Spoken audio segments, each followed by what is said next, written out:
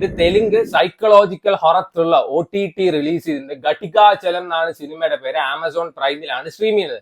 ഈ പടം A rated ആണ്. ന്യൂഡിറ്റിയും സെക്ഷുവൽ സീൻസ് കാരണം എ റേറ്റഡ് ആയിട്ടല്ല, ഡിസ്റ്റർബിംഗ് ആയിട്ടുള്ള കുറച്ച് സീൻസ് ഉണ്ട്, അതുകൊണ്ടാണ് എ റേറ്റഡ് കൊടുത്തിരിക്കുന്നത്. സോ ഇതില് നമ്മുടെ നായകൻ വന്നിട്ട് ഒരു എക്സ്ട്രീം ലെവൽ ഇൻട്രോവേർട്ട് ആണ്. സോ ഈ സിനിമ തുടങ്ങുന്നത് തന്നെ ഭയങ്കര ഡിസ്റ്റർബിംഗ് ആയിട്ടുള്ള ഒരു സീൻ കാണിച്ചിട്ടാണ്. ആളൊരു MBBS സ്റ്റുഡന്റ് ആണ്. സ്വന്തം അമ്മയുടെ അടുത്ത് പോയിട്ട് എനിക്ക് ഇന്ന ഭക്ഷണം വേണം, ഇന്നത് വേണ്ട എന്നുള്ള പറയാനുള്ള ധൈര്യം പോലും ആ ചെറുക്കനില്ല. രാവിലെ കണ്ണാടിയുടെ ഫ്രണ്ടിൽ പോയിട്ട് ഐ വാണ്ട് ബ്രെഡ് ഓംലെറ്റ് എന്നൊക്കെ പറഞ്ഞിട്ട് റിഹേഴ്സൽ ഒക്കെ നടത്തും. എന്നിട്ട് കൊടുക്കണ ഉപ്മാവ് വാരത്തുന്ന അണ്ണൻ പോവും.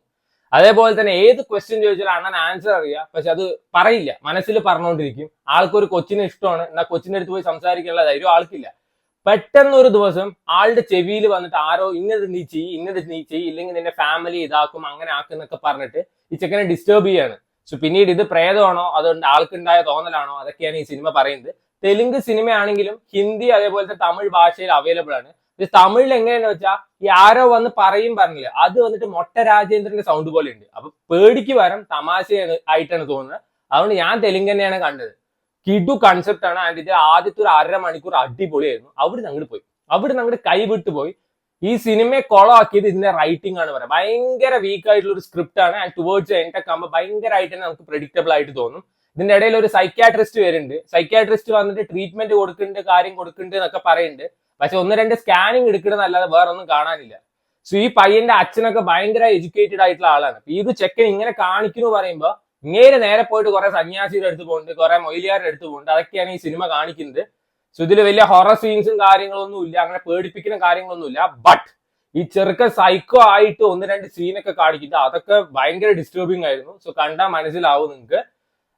പാരന്റിങ്ങിന്റെ പ്രോബ്ലം ഈ സിനിമയിൽ പറയുന്നുണ്ട്. അതായത് ഈ ചെറുക്കന്റെ ലൈക്സും ഡിസ്ലൈക്സും ഈ ചെറുക്കന്റെ പാരന്റ്സ് നോക്കുന്നില്ല. ഈ ചെറുക്കന്റെ അച്ഛന് വന്നിട്ട് ഡോക്ടർ ആവണം, അതുകൊണ്ട് മകനെ ഡോക്ടർ ആവണം എന്ന് ആഗ്രഹം, പക്ഷെ നടന്നില്ല, അതുകൊണ്ട് മകൻ ഡോക്ടർ ആവണം. അതേപോലത്തെ ചെറുക്കൻ എന്താ ഇഷ്ടം എന്നുള്ളത് അമ്മ നോക്കാറില്ല. ഏത് നേരം പഠിക്കി പറഞ്ഞിട്ട് ആ ചെറുക്കൻ ഒരു ഇൻട്രോവേർട്ട് ആയിട്ട് മാറ്റിയതാണ്. സോ അതൊക്കെ ഒരു മെസ്സേജ് എന്നുള്ള രീതിയിൽ ഈ സിനിമ പറയുന്നുണ്ട്. ടുവേർഡ്സ് എൻഡൊക്കെ ഭയങ്കര പ്രഡിക്റ്റബിൾ ആയിട്ടാണ് തോന്നിയിട്ടുണ്ടായിരുന്നത്. കുറെ സീൻസ് കാണിക്കും. ഇപ്പൊ നമ്മൾ ഞെട്ടിയിരിക്കുമ്പോൾ അതൊരു ഇല്യൂഷൻ ആണ് എന്നുള്ള രീതിയിൽ അവർ എക്സ്പ്ലെയിൻ ചെയ്ത് പോകുന്നുണ്ട്. അങ്ങനെ കുറെ ഇല്യൂഷൻ ഒക്കെ ആകുമ്പോൾ പേഷ്യൻസ് ടെസ്റ്റർ എന്നുള്ള രീതിയിൽ ആണ് സിനിമ പോയിക്കൊണ്ടിരിക്കുന്നത്. ബേസിക്കലി എനിക്ക് ആദ്യത്തെ 1/2 മണിക്കൂർ ഭയങ്കര ഇഷ്ടമായിട്ട് പിന്നെ കൊണ്ട് കൊളമാക്കിയ ഒരു പടമായിട്ടാണ് തോന്നിയത്. ഇപ്പൊ ഒരു സീനിന് വേണ്ട എക്സ്പ്ലനേഷൻ ഒരു 1/2 മണിക്കൂർ കഴിഞ്ഞിട്ടായിരിക്കും അവർ തരിക. അങ്ങനെയൊക്കെ ആകുമ്പോൾ ശരിക്കും ക്ഷമ നശിച്ചു പോകും. കണ്ടു തീർക്കാൻ കുറച്ച് ബുദ്ധിമുട്ടൊക്കെ ആയി തോന്നി. ഏകദേശം 1 മണിക്കൂർ 50 മിനിറ്റ് ഉള്ളെങ്കിൽ പോലും. So try it out if you have to. Amazon പ്രൈമിൽ അവൈലബിൾ.